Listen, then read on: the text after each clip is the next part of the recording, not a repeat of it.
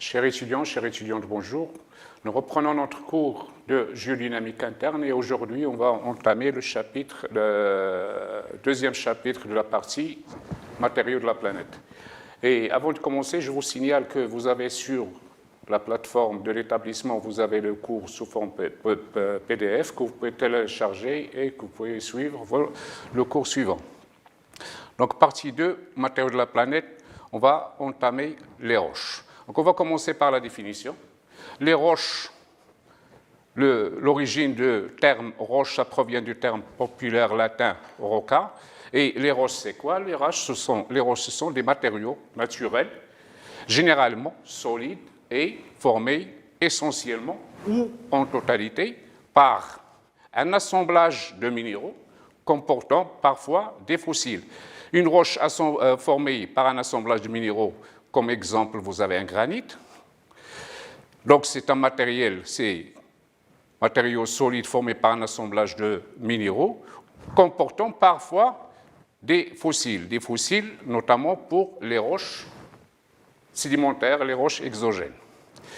Les roches, ils peuvent parfois être sous la forme de verre, c'est-à-dire une texture vitreuse telle que l'obsidienne qui est une roche volcanique. Donc la texture vitreuse, c'est essentiellement pour des roches volcaniques qui ont subi un refroidissement très rapide. Parfois, les roches peuvent être formées par un assemblage d'agrégats d'autres roches. Et à ce moment, on parle de conglomérat qui est une roche sédimentaire. Les sciences qui étudient les roches, on va voir deux types. Il y a la pétrologie.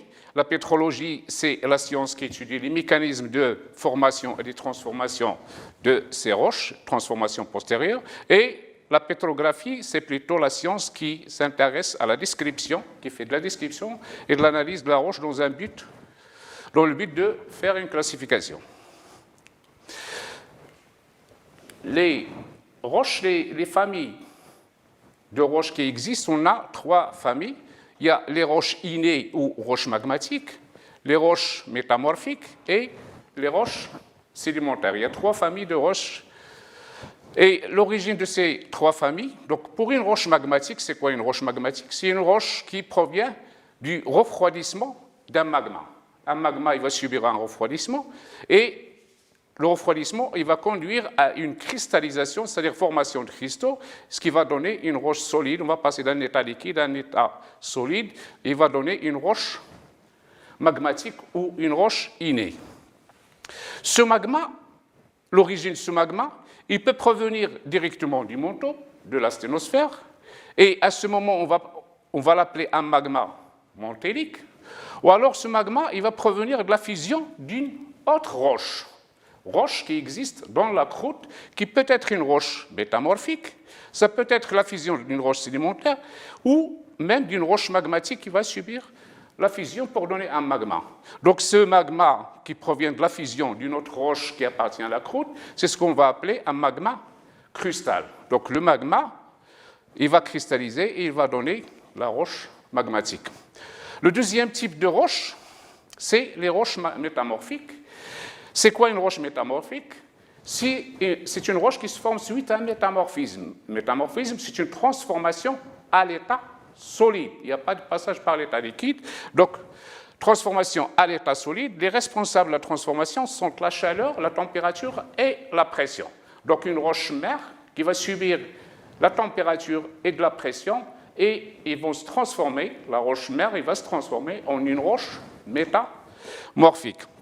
La roche mère, ça peut être une roche sédimentaire qui va subir température et pression, c'est-à-dire métamorphisme, il va donner une roche métamorphique. Ça peut être une roche magmatique qui va subir métamorphisme pour donner une roche métamorphique. Et ça peut être aussi une roche métamorphique qui va subir un deuxième métamorphisme pour donner une roche métamorphique.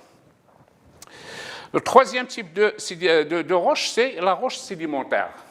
La roche sédimentaire par opposition aux deux roches qu'on a vues tout à l'heure, roche magmatique et roche métamorphique, c'est une roche qui est exogène. Les deux, ce sont des roches endogènes, c'est-à-dire ils se forment en profondeur. La roche sédimentaire, il se forme en surface, c'est une roche exogène. Les facteurs responsables d'une roche sédimentaire, on va avoir une roche mère qui peut être métamorphique, magmatique ou même sédimentaire, qui va subir une érosion, transport et dépôt. Donc on va voir le résultat, c'est un sédiment. Et ce sédiment, il va subir la diagénèse pour donner une roche sédimentaire. Donc le tout forme un cycle, c'est ce qu'on appelle un cycle, le cycle géologique. Cycle géologique qui comporte deux parties. Il y a la partie qui concerne les roches endogènes et qui est en relation avec notre module de géodynamique interne, et la partie qui concerne les roches exogènes et qui est en relation avec le module de géodynamique externe. L'aspect de la roche, donc les roches, comment ils se présentent, il y a une grande diversité d'aspects. Donc une roche peut être dure et cohérente. À ce moment, on parle de pierres telles qu'un marbre, un granit, un caillou ou galets. Donc là, vous avez des aspects de roche dure et cohérente. Et la roche peut être friable ou inconsistante, ou c'est l'exemple de la craie, donc la craie naturelle, ou du talc. C'est une roche ce sont des roches qui sont friables et inconsistantes. La roche peut être aussi plastique, comme l'argile, quand il est imbibé d'eau, il devient plastique, donc c'est une roche qui est plastique. La roche, ça peut être, donc on peut avoir une roche qui est dure, solide et consolidée. On peut avoir une roche qui est meuble, c'est l'exemple du sable. Donc le sable aussi, c'est une roche sédimentaire meuble. Et à la limite, une roche aussi peut être liquide, et peut être huileuse ou sous forme gazeuse. C'est l'exemple, donc liquide, c'est l'exemple du pétrole qui est une roche sédimentaire carbonée. Donc on va voir les différentes catégories de roches. Donc les roches, ils vont être classées selon leur composition, leur origine et leur modalité de formation. Donc l'écorce terrestre, donc les roches de l'écorce terrestre, elles sont classées en 3 grandes familles, et ce classement elle est fait en fonction de la composition, de l'origine et de la modalité de formation.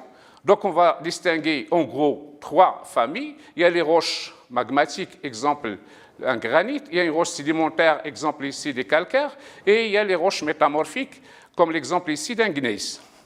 Donc ça, c'est les 3 familles de roches qu'on connaît. Donc les classifications des roches, donc vous avez les 3 familles, famille des roches sédimentaires, famille des roches magmatiques et la famille des roches métamorphiques.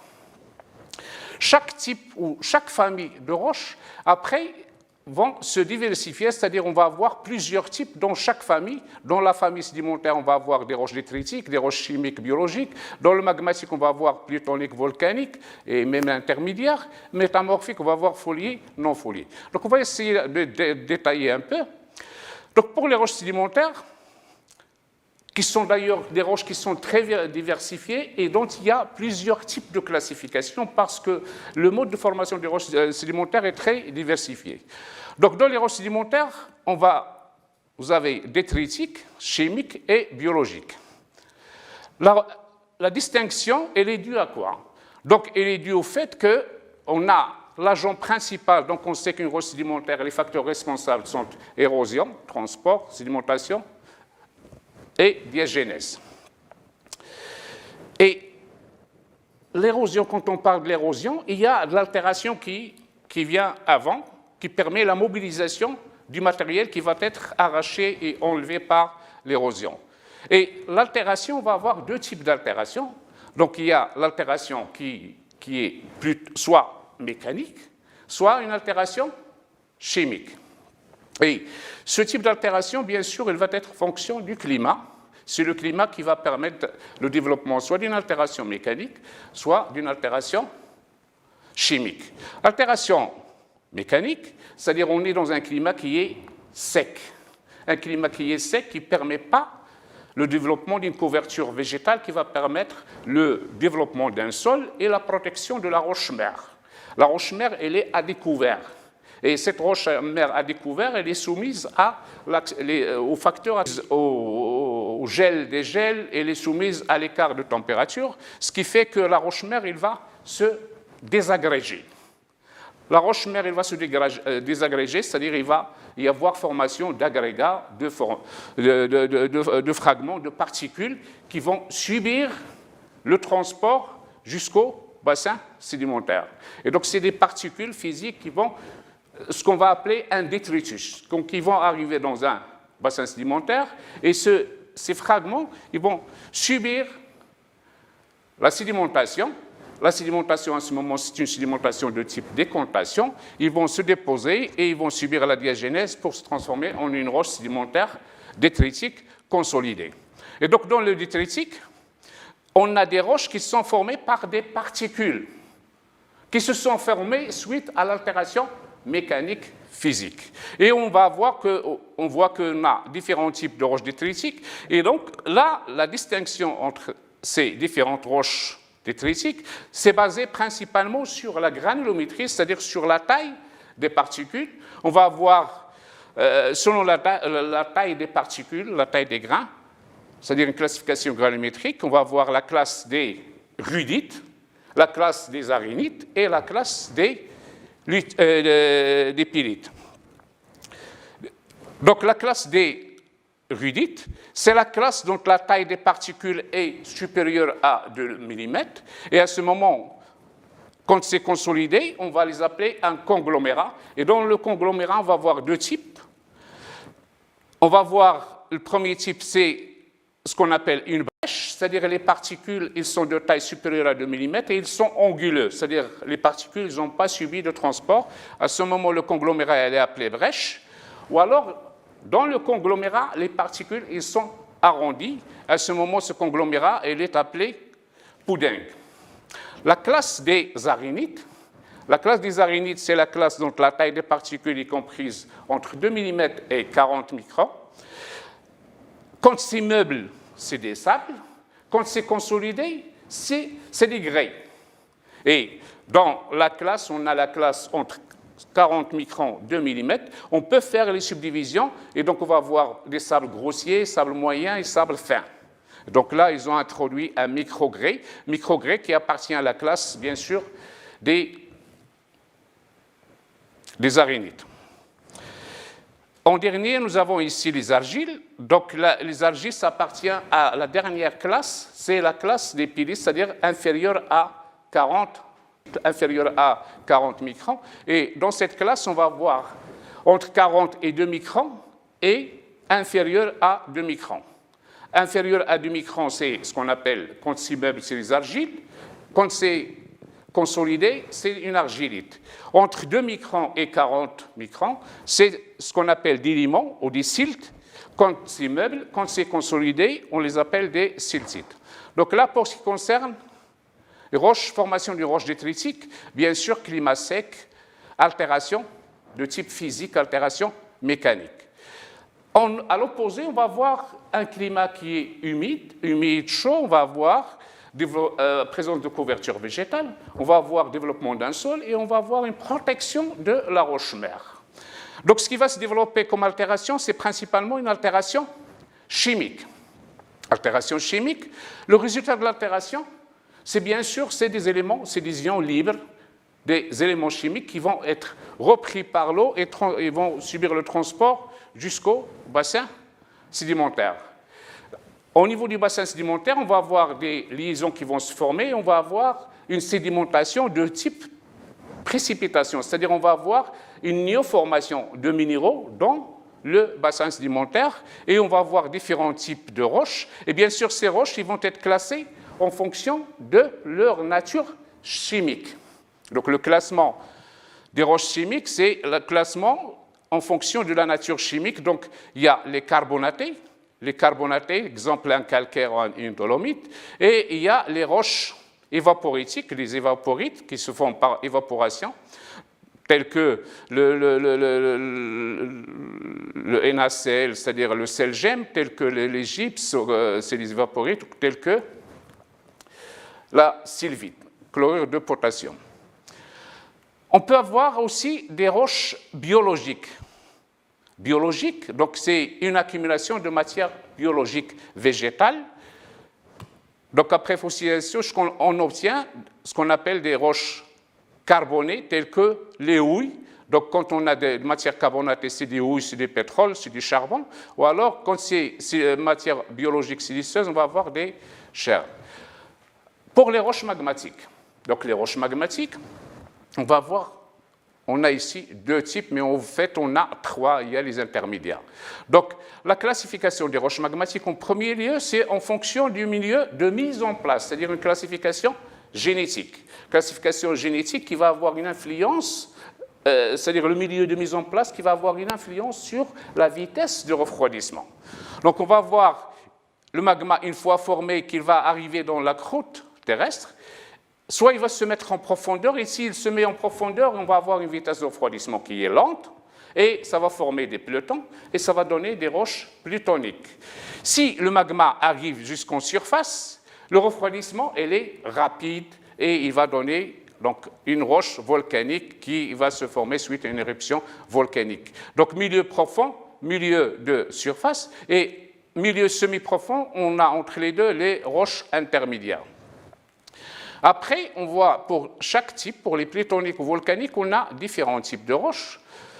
Donc, les roches plutoniques, magmatiques, plutoniques, on a différents types. Magmatiques, volcaniques, on a différents types.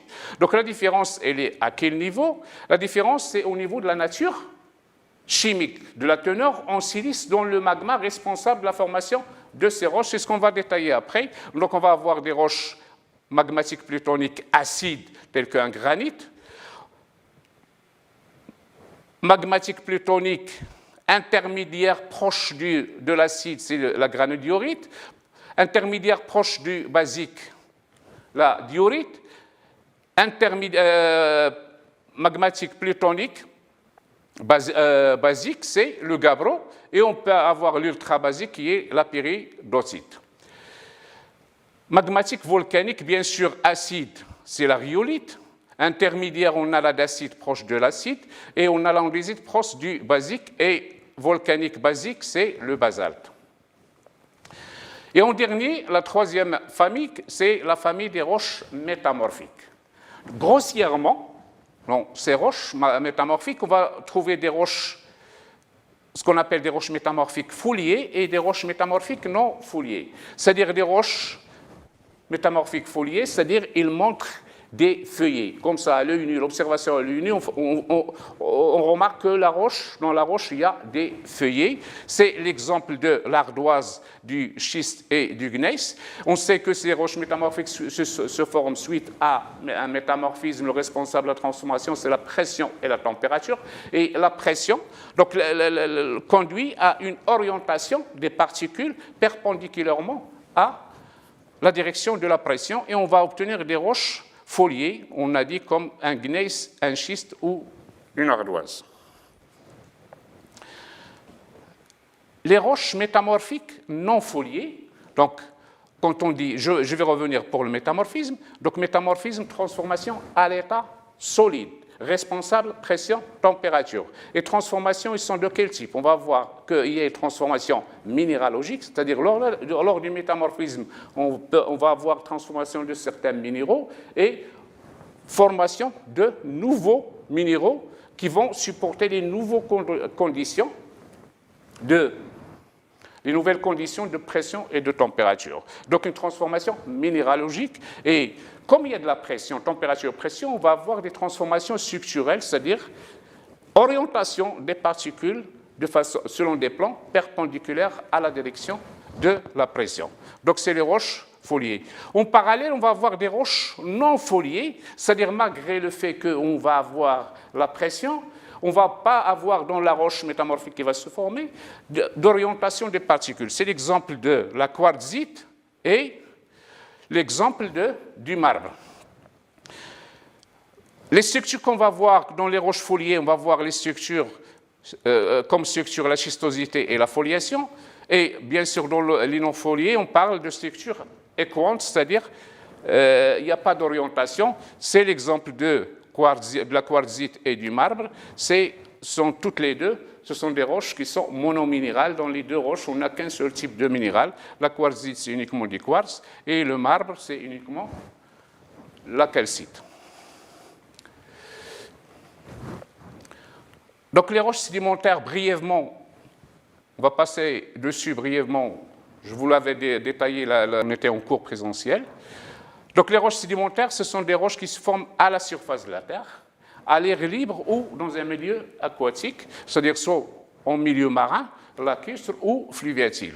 Et ces roches ils se forment par accumulation en couches de matériaux sous l'action d'agents exogènes. Et les agents exogènes comme principalement le vent et l'eau. Donc vous avez le milieu de l'érosion.